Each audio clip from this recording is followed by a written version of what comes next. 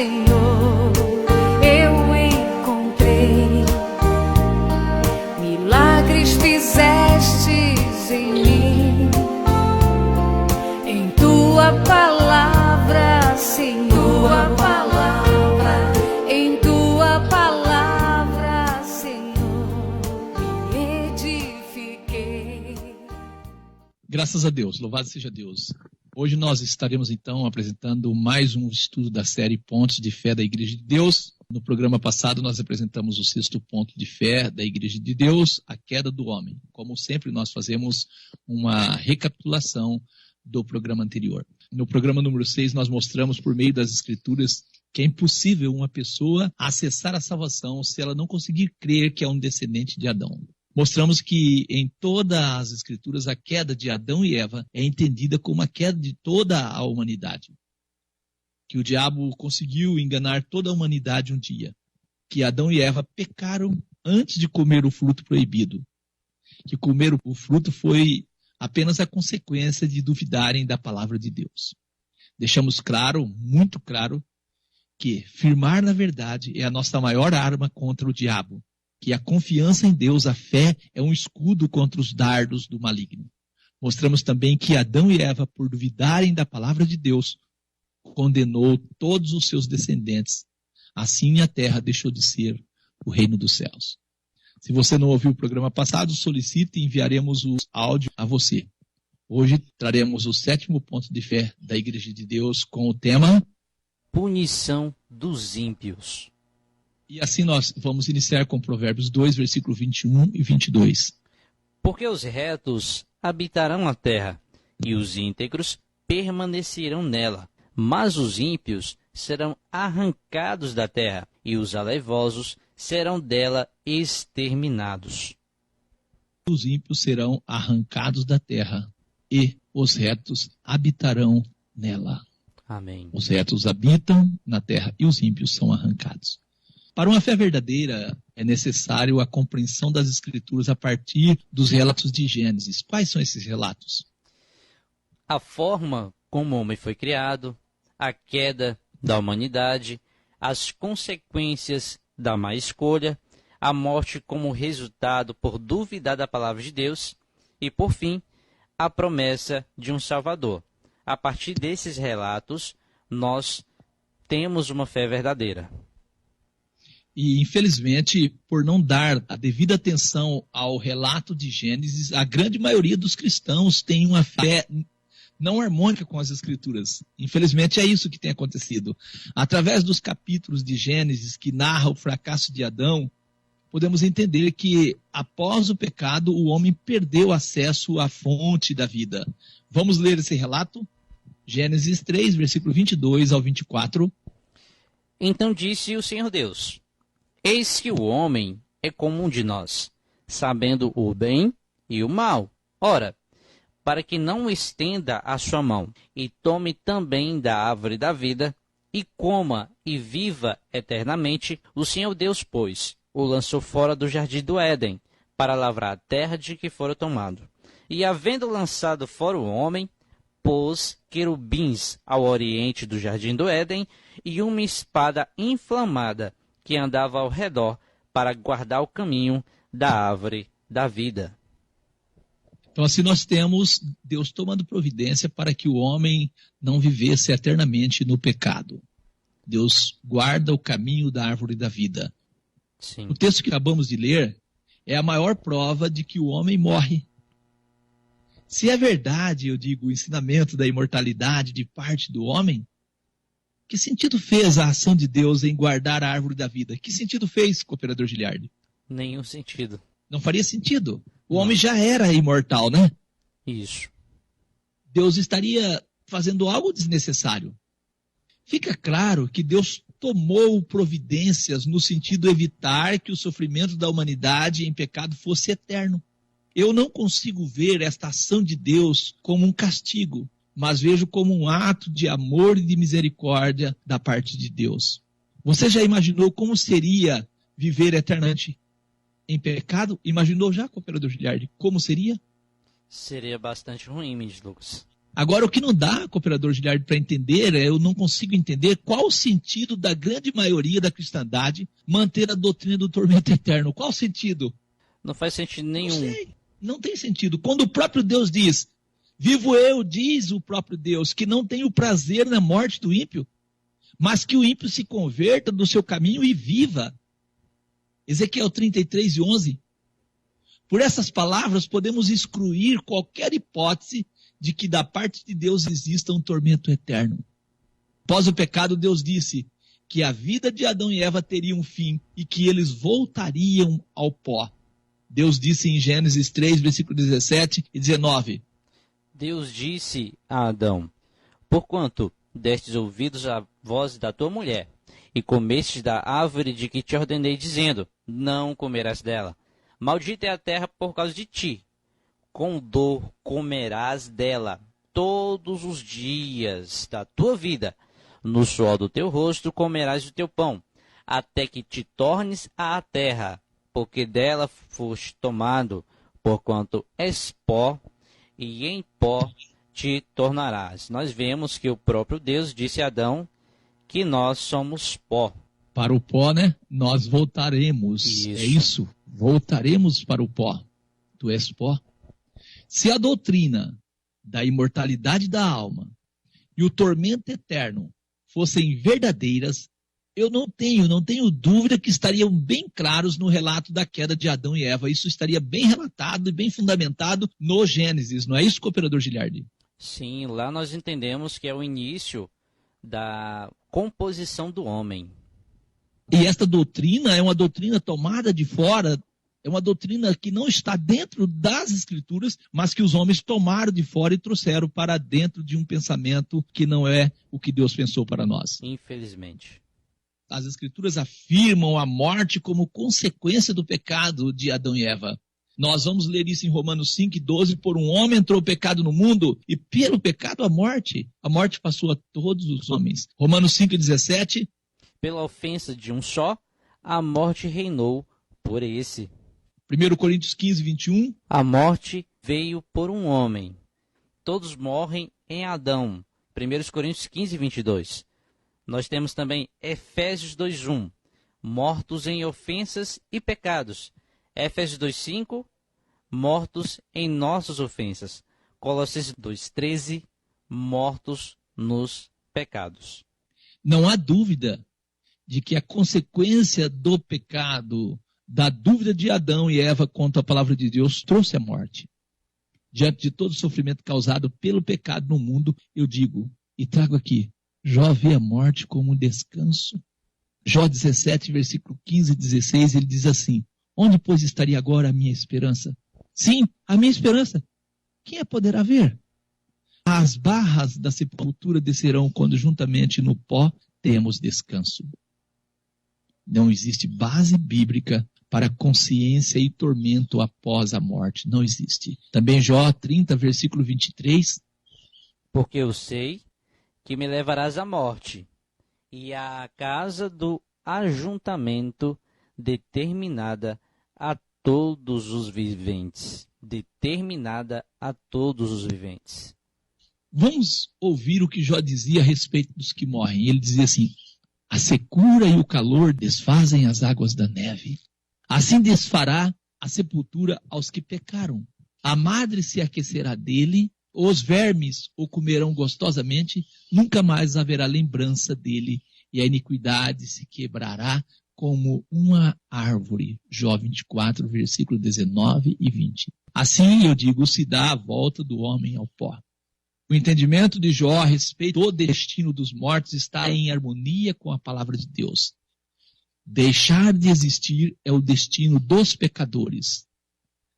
Não harmoniza com as Escrituras o ensinamento do tormento eterno e a imortalidade de parte do homem. E eu ainda afirmo, crer que parte do homem não morre é afirmar que o diabo tinha razão quando disse a Eva que Deus escondia dela alguma coisa. Deus disse, mas da árvore do conhecimento do bem e do mal, dela não comerás, porque no dia em que dela comeres, certamente morrerás. Deus não está mentindo. A serpente disse, Então a serpente disse à mulher: certamente não morrereis. Então nós vemos uma incoerência na palavra da serpente, porque Deus disse uma coisa e a serpente disse outra, ministro Lucas. Gênesis 2:17, Deus afirma que morre. Gênesis 3:4 está registrada a serpente dizendo que não morre. Em quem nós temos que crer? Em Deus. Louvado seja Deus. Acreditamos que você entendeu que Deus não condenou Adão e Eva à morte. Nesse sentido, as palavras de Jesus são claras quando afirma que o diabo foi homicida desde o princípio, João 8:44. Você entendeu que precisa entender que a morte é a consequência do pecado de Adão e Eva, que a vida de Adão e Eva teria um fim, que por meio da morte, Adão e seus descendentes voltam ao pó sim. Que, após o pecado, Deus não permitiu a Adão e Eva ter acesso à fonte da vida, à árvore da vida, e assim perderam a oportunidade de vida eterna. Deus fez isso como um ato de amor e de misericórdia e não como punição. Eu ainda digo, se o ensinamento do tormento eterno e a imortalidade de parte do homem fosse uma verdade bíblica, seria fundamentada no relato a respeito da queda da humanidade de Adão e Eva. Entender isso, eu quero dizer, é importante para a compreensão do tema punição dos ímpios. Este inferno, um lugar de sofrimento indescritível que a cristandade pegou emprestado da mitologia grega, não existe. Eu vou trazer aqui algo que eu penso. Eu acredito, se Deus não tivesse tomado a iniciativa de não permitir o homem ter acesso à árvore da vida, eu penso que aí sim nós teríamos um inferno na terra. Se Deus tivesse permitido à humanidade, Adão e Eva, continuar tendo acesso à árvore da vida, aí sim eu penso que nós teríamos um inferno na terra. Esse inferno imaginário, ele não seria imaginário, mas ele seria algo real. Deus disse, porque no dia em que dela comeres da árvore, certamente morrerá. Gênesis 2:17. Como entender isso? Eu pergunto, Adão e Eva morreram no dia em que comeram da árvore proibida? Nosso irmão Pedro, em 2 Pedro 3:8, ele traz um texto que nos ajuda a entender isso. Mas, amados, não ignoreis uma coisa, que um dia para o Senhor é como 1000 anos, e 1000 anos como um dia. Então, a partir desse verso, nós começamos a entender a questão. Será que Adão e Eva morreram no dia que comeram da árvore, ministro Lucas? As escrituras afirmam para nós que Adão viveu 900 e tantos anos. Aí a pergunta é, algum dos descendentes de Adão viveu mais de 1000 anos? Se Adão não viveu mais de 1000 anos, Adão acabou vivendo o quê? Menos de um dia.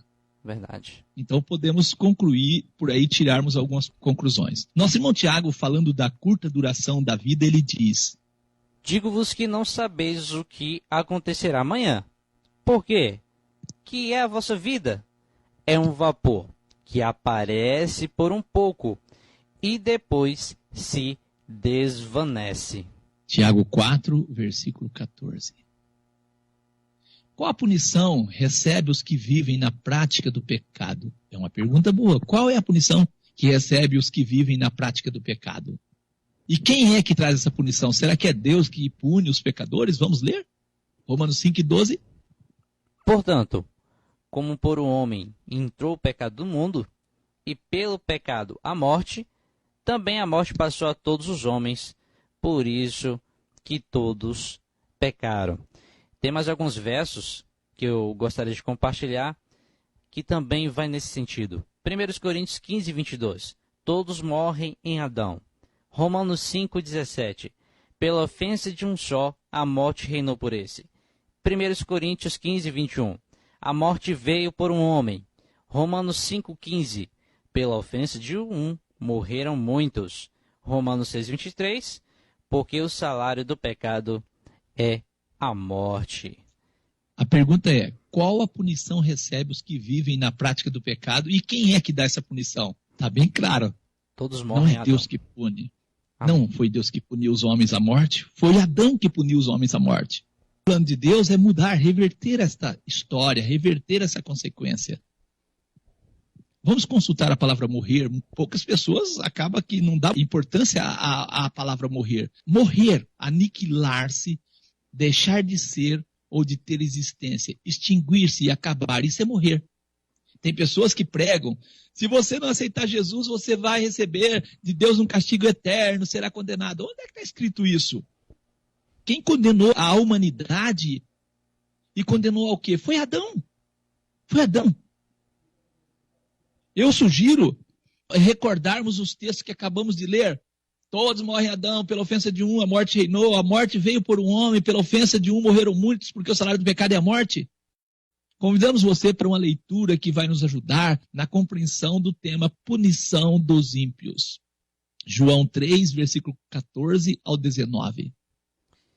E, como Moisés levantou a serpente no deserto, assim importa que o Filho do Homem seja levantado, para que todo aquele que nele crê não pereça, mas tenha a vida eterna.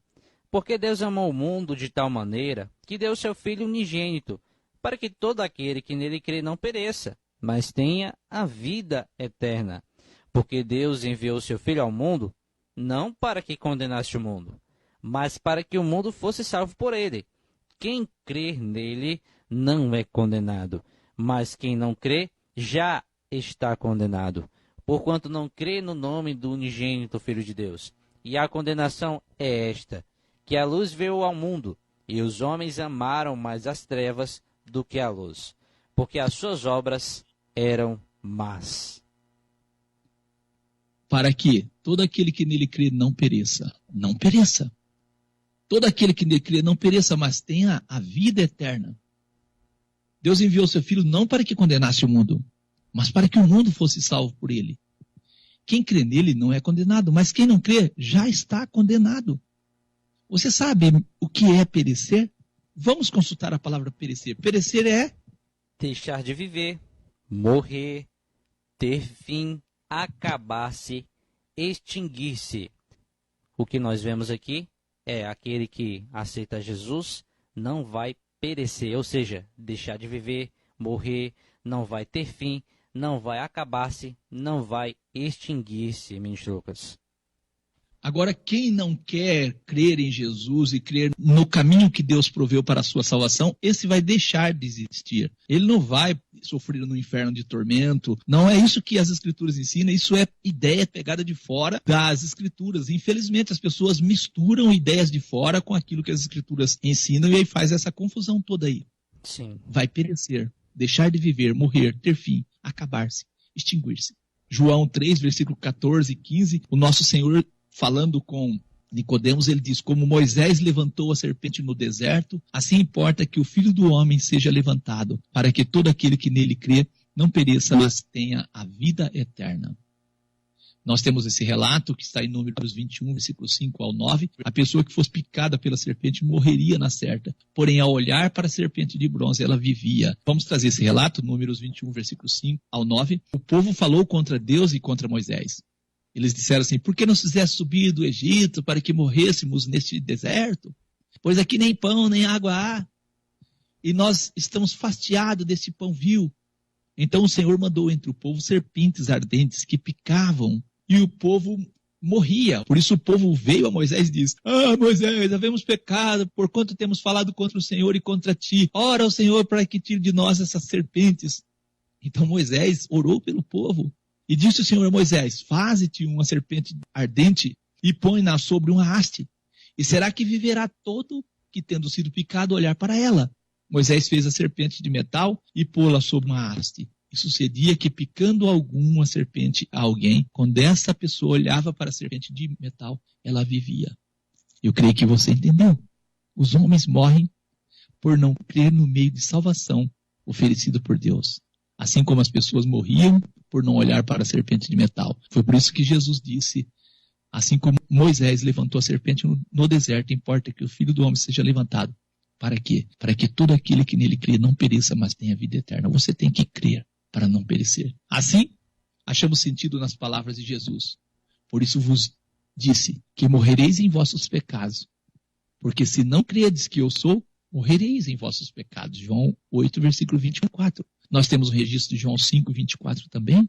Na verdade vos digo que quem ouve a minha palavra e crê naquele que me enviou, tem a vida eterna, e não entrará em condenação, mas passou da morte para a vida. Então aquele que crê em Jesus e naquele que enviou, este vai ter a vida eterna.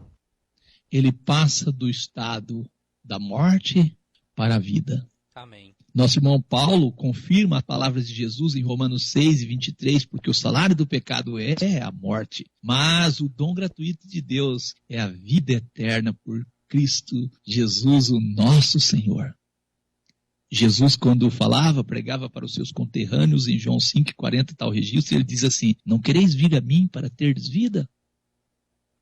Não quereis vir a mim para terdes vida? 2 Timóteo 1:1, Paulo, apóstolo de Jesus Cristo, pela vontade de Deus, segundo a promessa da vida que está em Cristo Jesus. A promessa da vida. Nós temos também, cooperador Giliardi, um testemunho, um relato em Efésios 4, versículo 17 e 18. E digo isto, e testifico no Senhor, para que não andeis mais como andam também os outros gentios na vaidade da sua mente, entenebrecidos no entendimento, separados da vida de Deus, pela ignorância que há neles, pela dureza do seu coração. Separados da vida de Deus, pela ignorância que há neles. Então nós vemos que a ignorância está separando as pessoas da vida de Deus, mente Lucas. Ignorância e ainda vem a dureza de coração. Sim. É difícil, né? Deus é um Deus de misericórdia e de amor. 2 Timóteo 1, versículo 9 e 10. Que nos salvou e chamou com uma santa vocação, não segundo as nossas obras, mas segundo o seu próprio propósito e graça que nos foi dada em Cristo Jesus, antes dos tempos dos séculos, e que é manifesta agora, pela aparição de nosso Salvador Jesus Cristo, o qual aboliu a morte e trouxe à luz a vida e a incorrupção pelo Evangelho. Louvado seja Deus. Graças a Deus. Assim nós temos então que o sacrifício de Jesus foi suficiente para abolir a morte que os homens herdaram de Adão.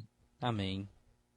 Os homens hoje morrem não pela morte de Adão, pelo pecado de Adão. Os homens morrem por seus pecados, pela dureza do seu coração. É isso?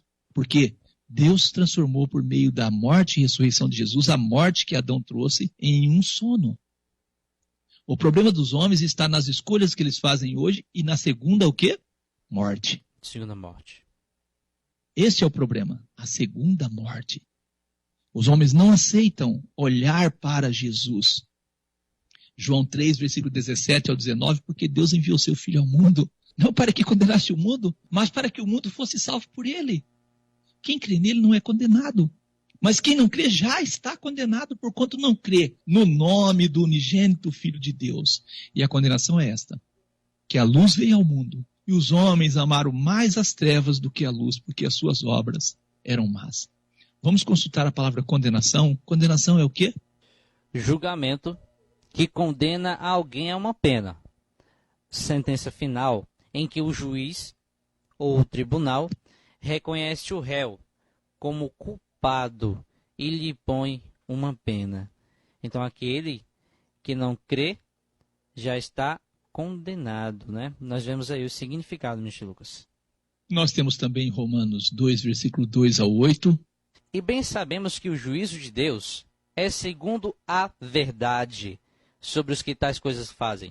E tu, ó homem, que julgas o que fazem tais coisas, cuidas que, fazendo-as tu, escaparás ao juízo de Deus? Ou desprezas tu as riquezas da sua benignidade e paciência e longanimidade, ignorando que a benignidade de Deus te leva ao arrependimento? Mas, segundo a tua dureza e teu coração impenitente, entesouras ira para ti no dia da ira e da manifestação do juízo de Deus, o qual recompensará cada um segundo as suas obras, a saber, a vida eterna aos que, com perseverança em fazer bem, procuram glória, honra e incorrupção. Mas a indignação e a ira aos que são contenciosos, desobedientes à verdade e obedientes à iniquidade. A consequência do pecado de Adão, ela está na vida das pessoas se elas não tomarem decisão. Malaquias 4, versículo 1 e 3. Porque eis que aquele dia vem ardendo como fornalha, todos os soberbos e todos que cometem piedade serão como a palha.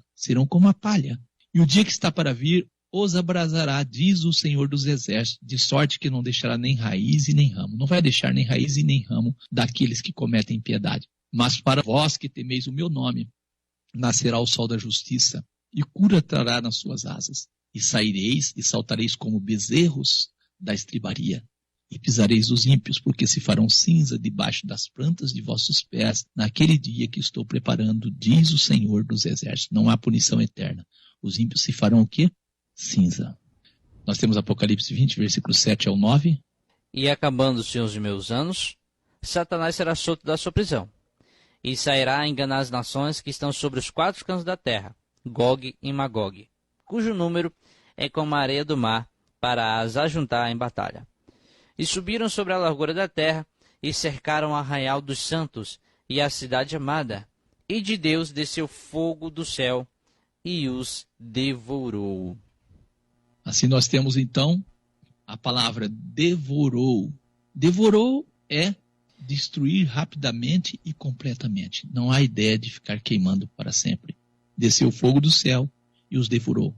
O que é o lago de fogo? Nós temos a resposta do que é o lago de fogo em Apocalipse 21, versículo 8. Mas, quanto aos tímidos, e aos incrédulos, e aos abomináveis, e aos homicidas, e aos fornicadores, e aos feiticeiros, e aos idólatras, e a todos os mentirosos, a sua parte será no lago de fogo que arde com fogo e enxofre, o que é a segunda morte. Lago de fogo, segundo as Escrituras, é a segunda morte.